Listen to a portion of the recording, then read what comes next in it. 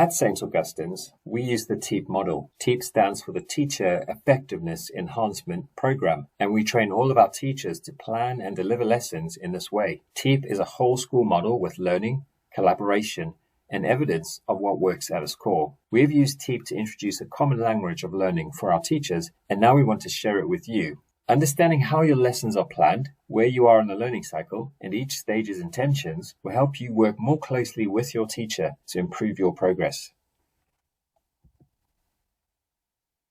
There are 3 layers to the TEEP model. The learning cycle sits at the center. Underpinning elements are used to improve the outcomes of each learning cycle. We won't go into too much detail, but this includes collaborative learning, different types of assessment, philosophy for children, and the science behind learning. Effective teacher and student behaviors encompass everything we do. At St. Augustine's, teachers and students aspire to our spirit attributes in developing our social and learning behaviors. These are self-control, positivity, integrity, respect, initiative, and teamwork.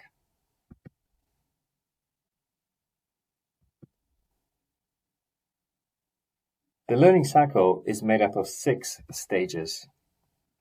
You will notice that it's called the learning cycle and not the lesson cycle. It is not necessarily the case that all 6 stages of the learning cycle will be completed in every lesson. Your teacher's judgment in planning and delivering a learning cycle, combined with an assessment of your progress towards the learning intentions, determine the timings of the cycle. The first stage is to prepare for learning. At this stage, your teacher will work with you to develop the right climate for learning. We think about 3 main areas: the physical environment, that is how the classroom is laid out, a seating plan that helps everyone to make excellent progress, lighting, things like ventilation, displays, and so on.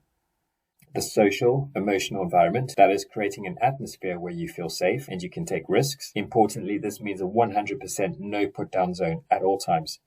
And the intellectual environment, where we aim for high challenge and low stress. All lessons start with retrieval practice. This helps us to build what we call structural certainty. In other words, an environment where you know what is expected of you. At the same time, retrieval practice reinforces your prior learning by getting you to recall what you know. Your teacher will also design retrieval questions around content that will be helpful to know in that lesson. The second stage of the learning cycle is to make the learning intentions clear. We use Anderson's taxonomy to plan the learning intentions. Simply put, this is a hierarchy of thinking skills, from the most basic, or what we call lower order thinking skills, that is remembering and understanding, to higher order thinking skills, applying our knowledge, analyzing, evaluating, and the pinnacle of human thought, creating. Your teacher will share the learning intentions, also known as success criteria, with you early on in the lesson. These intentions will also be used to review your progress throughout the learning cycle and at the end of the lesson. Presenting new information. At this stage, you will be introduced to the new information you are required to work with. Your teacher will plan the best way to present the information so that you can understand it.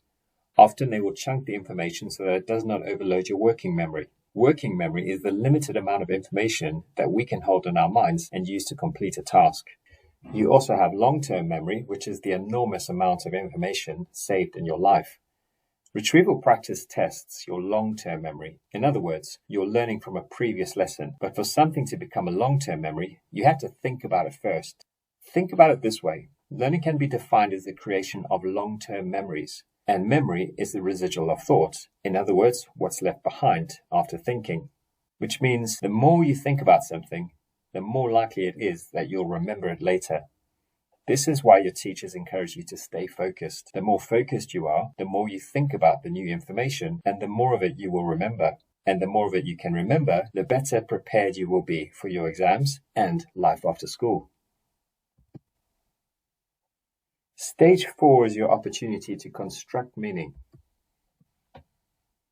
At this point, you will be given time to develop an understanding of the new information and practice new skills introduced. At this stage, you should actively engage in exploring the content. Be curious, ask lots of questions, and adopt a healthy approach to risk-taking. At times, learning can be challenging, especially if it stretches us and pushes us beyond our comfort zone. We need to be prepared to make mistakes if we're going to make progress. And that's why we often talk about having a growth mindset.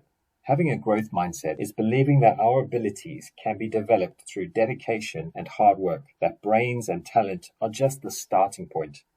This view creates a love of learning and the resilience essential for learning and all great accomplishments. Once your teacher has assessed your knowledge, understanding, and skills to be secure, especially by going back to the learning intentions, we move on to the next stage.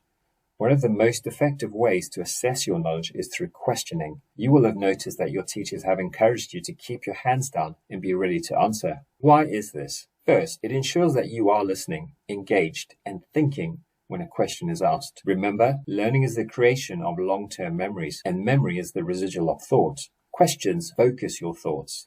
Your teacher will ask who they choose so they can check on everyone's progress. When this happens all the time, it's not a big deal. Another effect of what we call cold calling, where hands are down and anyone can be asked, is that you will always feel involved. Asking questions of everyone helps us to show you that you belong, that you are included, that you matter. Stage 5 is where you get to demonstrate your new learning. At this stage, you will participate in a task that will allow you to demonstrate your understanding of the new information. Usually, you will have an opportunity to apply your new learning in a different situation. At key stage 4 and 5, it is often at this stage where you will complete an exam practice type question. This stage of the learning cycle aims to help you and your teacher get a good idea of what you have learned and where there may be gaps in your knowledge and understanding. Your teacher will then use various feedback techniques to address these gaps. And finally, stage 6, review of learning. Although review is the last stage of the cycle, you can review your progress against the learning intentions after every stage of the learning cycle. You may have heard the saying that learning without reviewing is like filling a bath without the plug-in. Reviewing our learning allows us to transfer new knowledge and skills from short-term to long-term memory. It also helps us to identify gaps and address these. In addition, reviewing learning helps your teacher to plan for the next lesson. That is why the TEEP model is portrayed as a learning cycle. Learning is one continuous loop, and a review of this lesson will inform the next learning cycle. Now that you know how your teachers plan and deliver lessons, look out for the different stages and think about the purpose of each stage of the lesson. This is what we call metacognition, thinking about our thinking. Your teachers will often ask you metacognition questions such as, why are we doing this? What is the purpose of this task? And not just, what did you learn, but how did you learn? Thinking about these questions and the parts of the learning cycle will help you to get more from your lessons. Remember, it is by working with your teachers that you get an education that will unlock your true potential.